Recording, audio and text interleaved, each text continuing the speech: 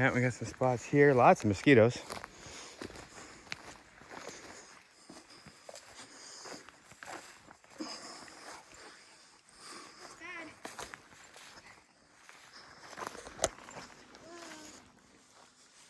Look at that. There's fire right there. Oh, look, you can feel the ashes here.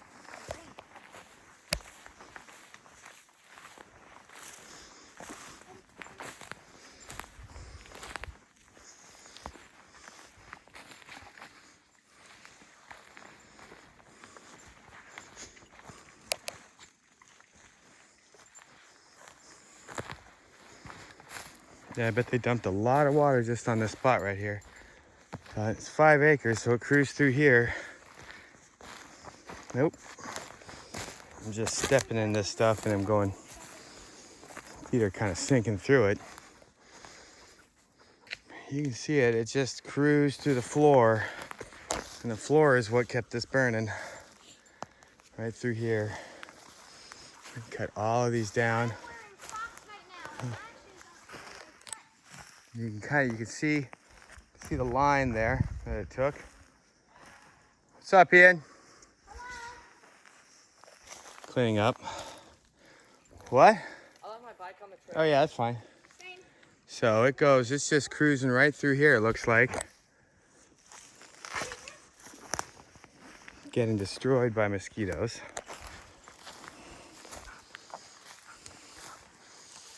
And it just goes straight through this line. And it was moving pretty much northwest, right to us. So we're heading to where it probably originated, because I can see it jumping and then it getting through here. This is interesting. I'm sure this was done by the firefighters for some reason. They probably wanted to see how far down it was burning. They've got a system. It's pretty cool. But this looks like this was a big part of the inferno, because as you can see here that, yeah, there is just, it's big burn right here.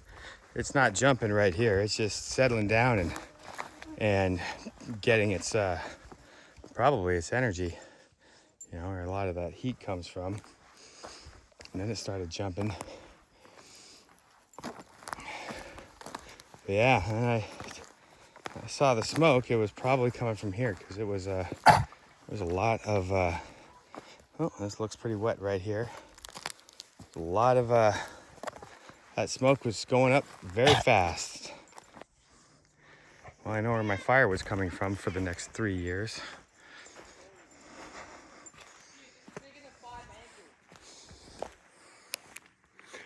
Over here, my son there, he's checking things out. There's Ian, Nora.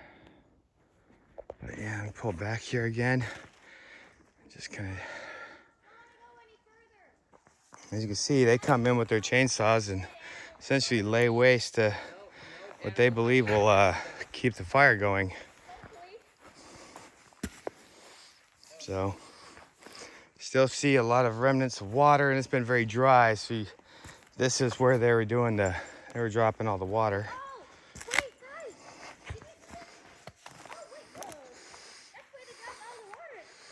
Yep. So this is it. I'm looking like we're actually getting to the edge, essentially. Now, knowing that I was there when the fire kicked in, the flames, the wind was blowing. I mean, I would have been walking into the wind, so it essentially started somewhere around here, if this is literally the edge of the fire. As you can see here, they have all the, I mean, these guys come in and they essentially just, I mean, you can imagine like Olympic style training as far as how fast you can cut and stack logs. You're dealing with some individuals who are not afraid of labor. That's for sure. Like if we were standing right next to the flames, like actually. No, we'd be dead. I mean, there was no lightning. There was none of that. It was simply just a pretty pleasant day. Someone My daughter believes it's arson. We've had arson pop up here in the Fairbanks area. But on the other side of town in Two Rivers. So now someone might think that, hey, maybe I need to go to a place that is a little different. As you can see here, this is definitely the perimeter that we are walking around. And again, the wind was blowing in that direction. So this would have been kind of the area that it would have originated in. Hey. That I would assume. Just because of the way the wind was blowing at the time. It was blowing towards that way. So essentially right where Nora's standing, this is where I would imagine the fire's starting. Then why is But I'm not a fire scientist in any way, shape, or form. But I do know where I can get my firewood for the next forever. it goes on? Wait, Dad. Look at my charcoal feet. Oh, that's sweet. That's beautiful, sweetie.